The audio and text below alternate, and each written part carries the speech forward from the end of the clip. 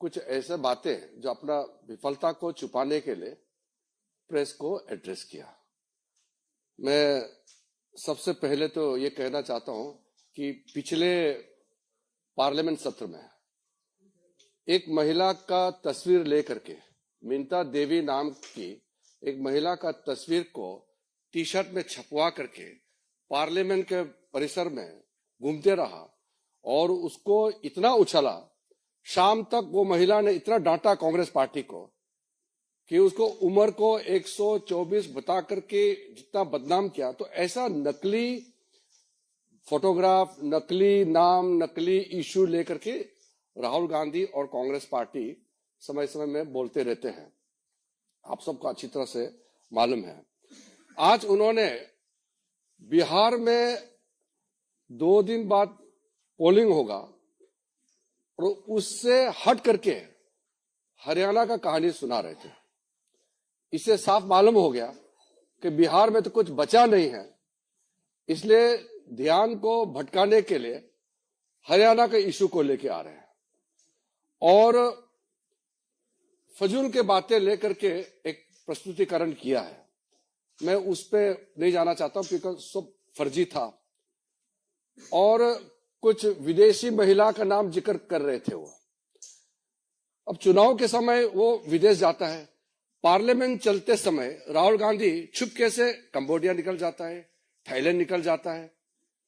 बिहार में चुनाव प्रचार चल रहा है, वो कोलंबिया चले गए। तो वो विदेश जाते रहते हैं, तो उसको विदेश से जो उसको प्रेरणा मिलता है उसको लेकर के उसके कुछ टीम है, वो क्या तैयारी करते हैं उनको दे देता है, फिर आपका समय को बर्बाद करते हैं। नेता प्रतिपक्ष सीरियस मुद्दे पे बात करना चाहिए, फजूल के बातें पे समय व्यर्थ नहीं करना चाहिए। ये मेरा उनको पहला सुझाव है। उन्होंने हरियाणा चुनाव को लेकर के ये कहा कि एग्जिट पोल में कांग्रेस पार्टी जीत रहे थे। अरे एग्जिट पोल, ओपिनियन पोल में हमेशा आप डाउन हुए हैं। हम लोग 2004 में पक्का जीत गया ऐसा हम मान रहे थे और एग्जिट पोल, ओपिनियन पोल पूरा बीजेपी एनडीए को क्लियर कट जिता रहे थे। लेकिन जब काउंटिंग हुआ तो हम हार गए। तो उस समय हमने तो रोना धोना नहीं किया, हमने इलेक्शन कमीशन को गाली नहीं दिया, हमने माना और हमने कांग्रेस और उनके जो यूपीए गठबंधन को हमने बधाइयां दी। हमारा एक्सपेक्टेशन का हिसाब से हमको नतीजा नहीं मिला, फिर भी लोकतंत्र में पराजित हो या जीत हो उसको स्वीकार करना पड़ेगा। ये लोकतंत्र का नियम है।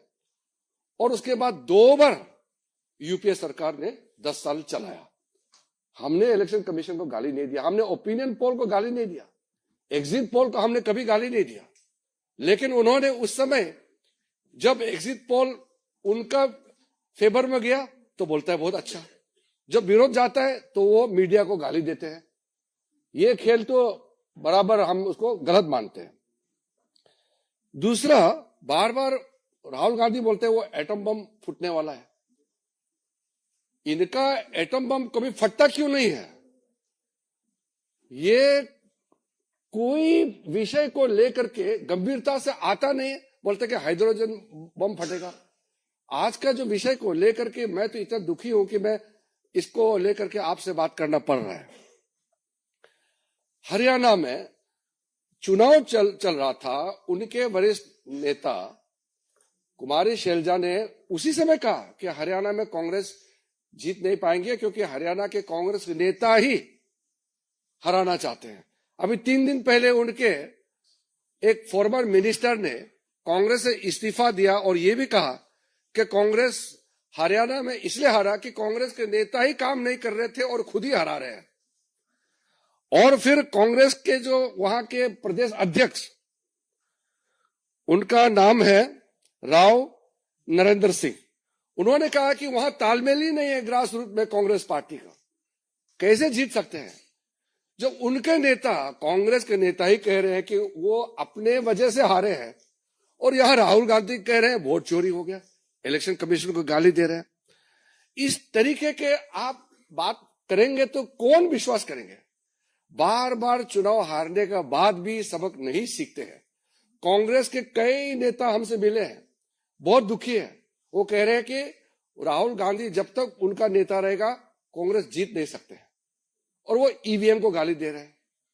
तो इसलिए मैं आपको बहुत साफ साफ कहना चाहता हूं, एक सिंपल प्रोसेस को मैं बहुत शॉर्ट में कहना चाहता हूं, क्योंकि कॉम्प्लिकेटेड नहीं है सिस्टम। हमारा लोकतंत्र बहुत साफ है।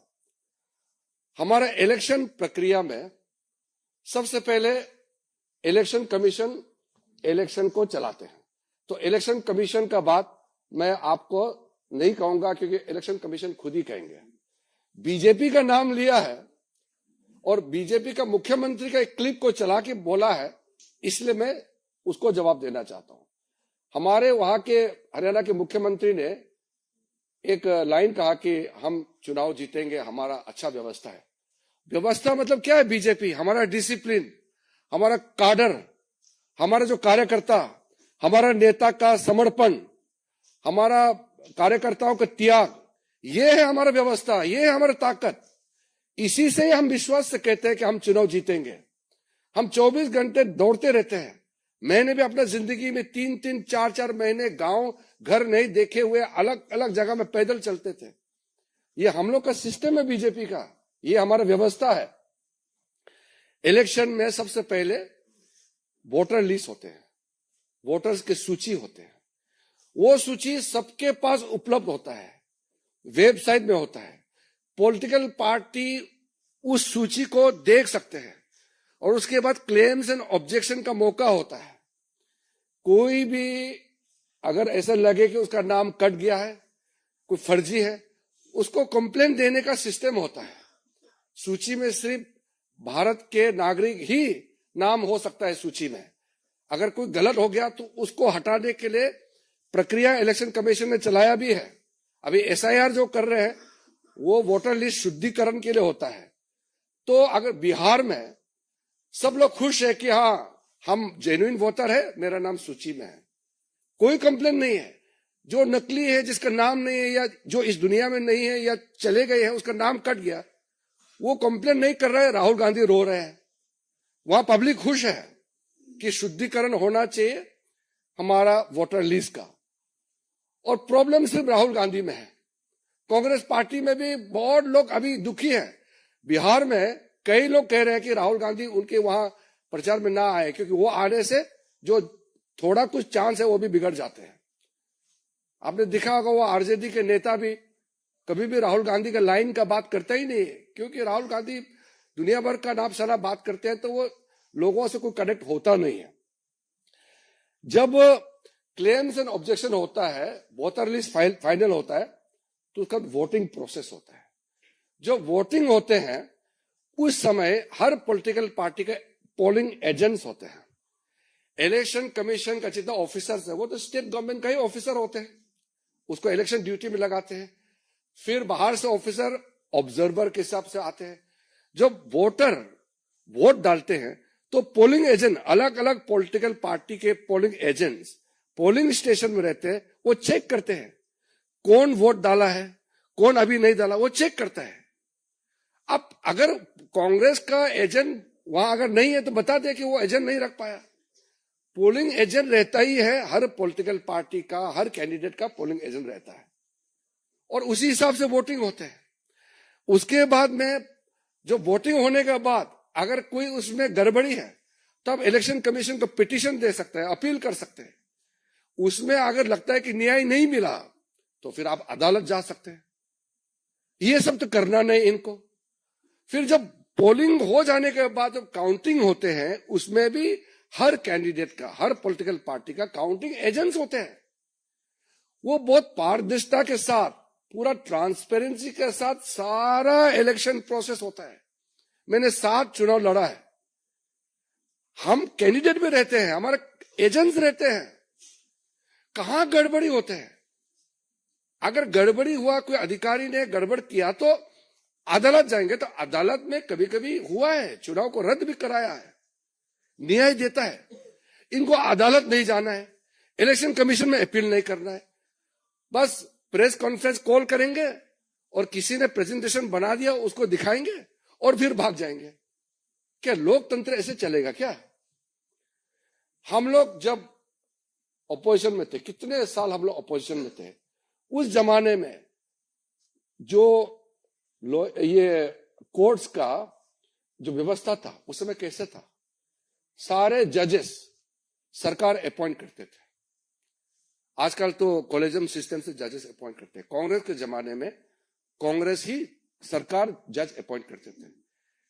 इलेक्शन कमीशन सरकारी अपॉइंट करते थे, सीबीआई डायरेक्टर, सारा चीज सरकारी अपॉइंट करते थे। लेकिन भारतीय जनता पार्टी ने कभी भी ये नहीं कहा कि हम लोकतंत्र में विश्वास नहीं रखते हैं, कभी नहीं कहा। हम संघर्ष करते रहे, लगातार संघर्ष करते रहे और हमने जीत प्राप्त किया, लोगों का विश्वास प्राप्त किया है। हमने कभी भी अदालत को गाली नहीं दिया, हमारा पार्टी ने कभी भी इलेक्शन कमीशन को गाली नहीं दिया, हमने लोकतंत्र की व्यवस्था को हमने सवाल नहीं उठाया। अगर कहीं गलती हुई है तो उसके लिए अदालत जाना है तो भी हम लोग जाते थे, पिटीशन देने थे, इलेक्शन कमीशन को देते थे। लेकिन हमने अपने देश का लोकतंत्र को हमने कभी गाली नहीं दिया। ये आदमी विदेश में जाकर के हमारा देश का तंत्र को गाली देते हैं, हमारे देश को गाली देते हैं, अदालत को, हमारे लोकतांत्रिक व्यवस्था को, इंस्टीट्यूशन को गाली देते हैं। और जब लोगों का बीच में नहीं जाते हैं, बाहर घूमते रहते हैं, तो चुनाव तो हारेगा ही।